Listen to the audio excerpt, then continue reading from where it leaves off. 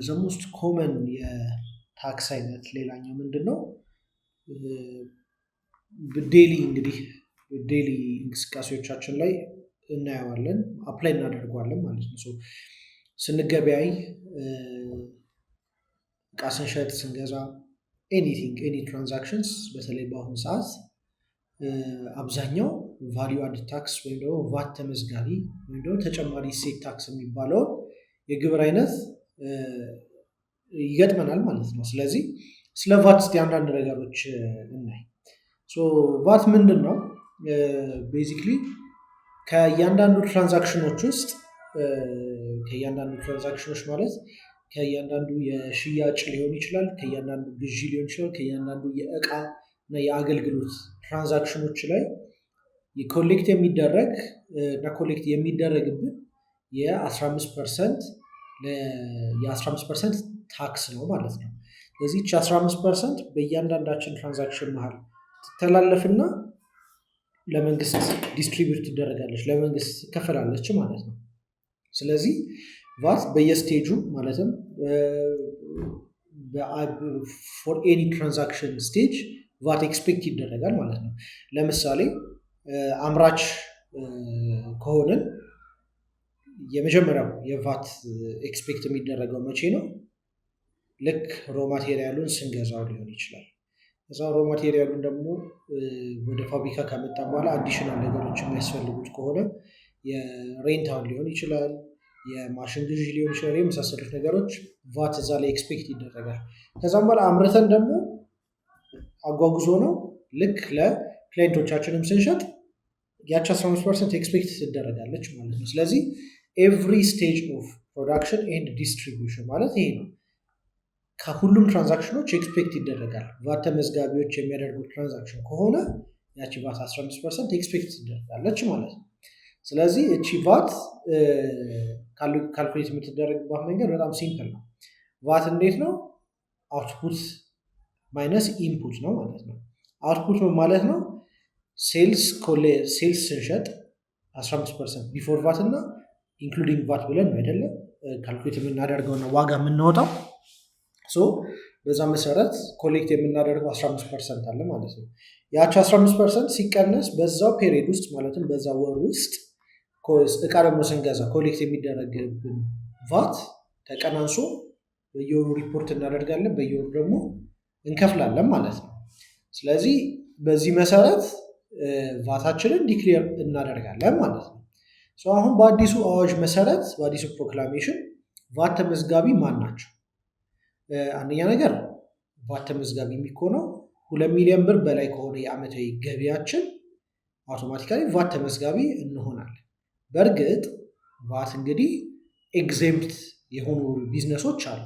ኤግዜምፕት የሆኑት ቢዝነሶች ምንድን ናቸው? ለምሳሌ ፋርማሲዎች፣ መድኃኒት ላይ እንግዲህ ቫት የለም እንደሚታወቀው። ኤክስፖርት ላይ ቫት የለም። የትራንስፖርቴሽን አገልግሎት ላይ ኦን ኤንድ ኦፍ ነው። አንዳንዴ ቫት አለ ይባላል፣ አንዳንዴ ቫት የለም ይባላል። ግን ሞስትሊ ቫት አፕላይ አይደረግም። ከዛ በተጨማሪ ደግሞ መዋዕለ ሕፃናት ትምህርት ቤቶች የመሳሰሉት ነገሮች ቫት የለባቸውም። ክሊኒኮች ቫት የለባቸውም ማለት ነው። 2 ሚሊዮን ብር በላይ ሆነውም ቫት የሌለባቸው ኤግዜምፕትድ የሆኑ ሴክተሮች አሉ።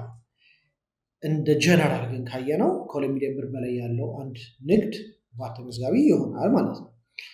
ቫት ተመዝጋቢ ስንሆን ምናችንን ነው አፌክት የሚያደርገው? አንደኛ ነገር በዋነኝነት ፕራይሳችንን አፌክት ያደርጋል። ቢኮዝ ቫት ተመዝጋቢ ከሆነ ቫት ኮሌክት ማድረግ አለብን። ቫት ኮሌክት ካደረግን ደግሞ 15% አድ ማድረግ አለብን ማለት ነው።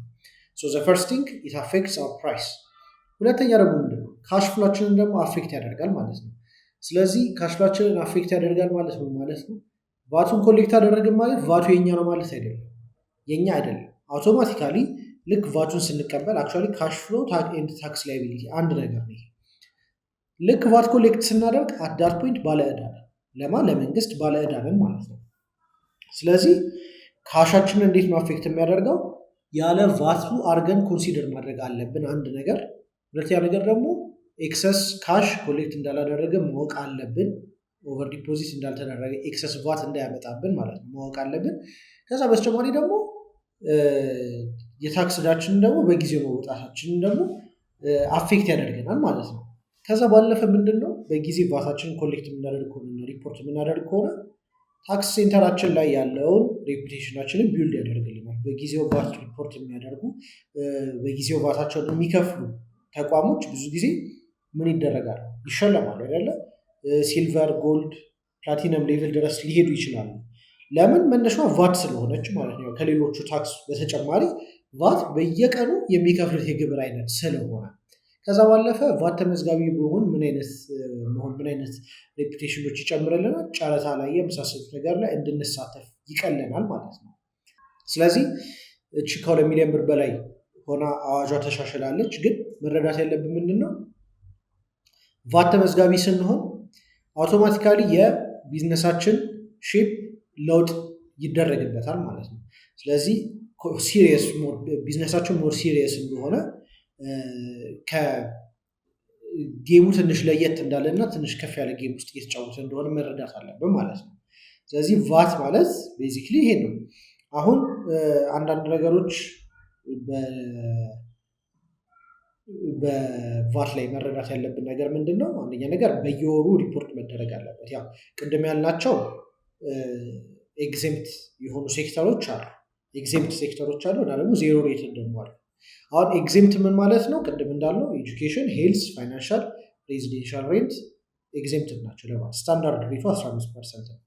አሁን ኤክስፖርቶች 0% ሬትድ ናቸው። አሁን ምንድነው በየወሩ እንዴት ነው ዲክሌር የምናደርገው? ከመስከረም 1 እስከ መስከረም 30 ያሉት የቫት ትራንዛክሽኖቻችን ማለትም የሰበሰብነው ሲቀነስ የተሰበሰበብን በየወሩ መከፈል አለበት ማለት ከመስከረም 1 እስከ መስከረም 30 የተሰራው ከጥቅምት 1 እስከ ጥቅምት 30 ሪፖርት መደረግ አለበትና መከፈል አለበት ማለት ነው። ከዛ አሁን ከጥቅምት ካለፍን ከጥቅምት 30 ማለት ነው አንደኛ ነገር ፔናልቲ ይኖራል። ሁለተኛ ነገር ደግሞ ወለድም አብሮ ይዞ ይመጣል። ሶስተኛ ነገር ደግሞ ሬፑቴሽናችንም ደግሞ ይወርዳል ማለት ነው ታክስ ሴንተራችን ላይ። ስለዚህ ያለ ጊዜያችን ኦዲት ልንጠራ እንችላለን። ኦቨሮል ደግሞ ፋይናንሳችን ላይ ደግሞ አፌክት ያደርግብናል ማለት ነው። ስለዚህ ቁልፍ የሆኑት ህጎች ቫት ላይ እነዚህ ናቸው። አሁን በኤግዛምፕል ስናይ ዶሜስቲክ ቫት ማለት እዚሁ ሀገር ከሀገር ውጭ ያሉ ነገሮች ላይ ሳይሆን እኛው ሀገር ላይ ያሉትን ነገሮች በቫት እንዲያው አሁን ለምሳሌ ይሄ የመስከረም ወር ትራንዛክሽን ነው ብለን ኮንሲደር እናደርግና አውትፑት ቫቱ ማለትም የሸጠው 100,000 ብር ነው። ስለዚህ 15% ስንት ነው? ከቫት በፊት ያለው ከሆነ 100,000 ብሩ 15% 15,000 ብር ይሆናል ማለት ነው። ከዛ የገዛው ደግሞ 40,000 ብር ነው። ስለዚህ የዚህ ደግሞ 15% 6,000 ብር ነች። ስለዚህ ኔት ቫት ፔብል ስንት ትሆናለች? 9,000 ብር ትሆናለች ማለት ነው። አሁን ምንድነው ግን እቺ ቫት ክፍያ ነች እንግዲህ እዚህ ጋር እንደምናያት። አንዳንድ ወሮች ላይ ግን ክፍያ ደግሞ የሚሆንበት ጊዜ አለ። በቫት ክሬዲት የምንጨርስበት ጊዜ አለ። ለምሳሌ ሴልሳችን 40,000 የሆነ ፐርቼዛችን ደግሞ 100,000 ሆነ ይባል። ስለዚህ ስንቀያይረው -9,000 ይሆናል አይደለ? 6,000 -15,000 ስለሚሆን ስለዚህ እቺ -9,000 ይዘን ለምሳሌ የጥቅምት ትራንዛክሽን ከሆነች ሪቨርስ የተደረገችው የቀያየርናት ማለት ነው። በህዳር ላይ ምንድነው የሚሆነው ማለት ነው? -9,000ችንን ይዘን ሄደን በህዳር ወር ላይ ክፍያ ከነበረብን እንዲቀናነስልን እናደርጋለን ማለት ነው። ዲደክተብል ይሆንልናል። ስለዚህ ይሄ ደግሞ ምን ይባላል? ቫት ክሬዲት በመባል ይታወቃል ማለት ነው። ስለዚህ አንዷ የቫት አሰራር እቺን ትመስላለች። ሌላኛው ምን አለ? የዶሜስቲክ ላይ ደግሞ ካየን በኋላ ኢምፖርት ላይ ደግሞ ኦልሶ ቫት አፕላይ ይደረጋል። አሁን የከስተምስ ዲዩቲዎችና ታክሶች አሰላሉን እናየዋለን። ነገር ግን ምንድነው ኮስት ኢንሹራንስ ፍሬት የሚባለውን ካልኩሌት ካደረግን በኋላ ቫት ቤዙ ምንድነው የሌሎቹ ግብሮች ኤክሴስ ታክስ፣ ከስተምስ ዲዩቲ የመሳሰሉት ነገሮች አድ ከተደረጉ በኋላ የሚመጣልን ዋጋ ላይ 15%ን አፕላይ እናደርጋታለን ማለት ነው። ስለዚህ እቺን ቫት ለከስተምስ እንከፍላለን ማለት ነው። ለከስተምስ ከከፈለን በኋላ ደግሞ እናወራርድበታለን። ስለዚህ የኢምፖርት ቫት ደግሞ ይሄንን ይመስላል። ተመሳሳይ ሬት ነው። ጀስት አፕላይ የሚደረገው የቱ ጋር እንደሆነ ለማሳየት ያህል ነው። ዲቴሉን ደግሞ በኋላ እናየዋለን። ሶ ቫት እንደዚህ አይነት ሲምፕል የሆነ አሰራር ነው ያለው። ካታጎሪ ኤዎች ነን እንግዲህ ቫት ተመዝጋቢ መሆን ያለብን። ፕሮፌሽናል ሰርቪስም ያሉን የምንሰጥ ድርጅቶች ቫት ተመዝጋቢ መሆን አለብን። ከ2 ሚሊዮን ብር በላይ የሚለውን ነገር ኮንሲደር አድርጉት። እቺን ካልኩሌሽንም ደግሞ ሁሌም ኮንሲደር አድርጓት ማለት ነው። ከሴልስ የተሰበሰበ ማይነስ ወጪ የተሰበሰበብን ስለዚህ ክፍያ ሊኖርብን ይችላል ላይኖርብንም ይችላል በክሬዲት ከጨረስን ማለት ነው። ስለዚህ ቫት ይህንን ይመስላል።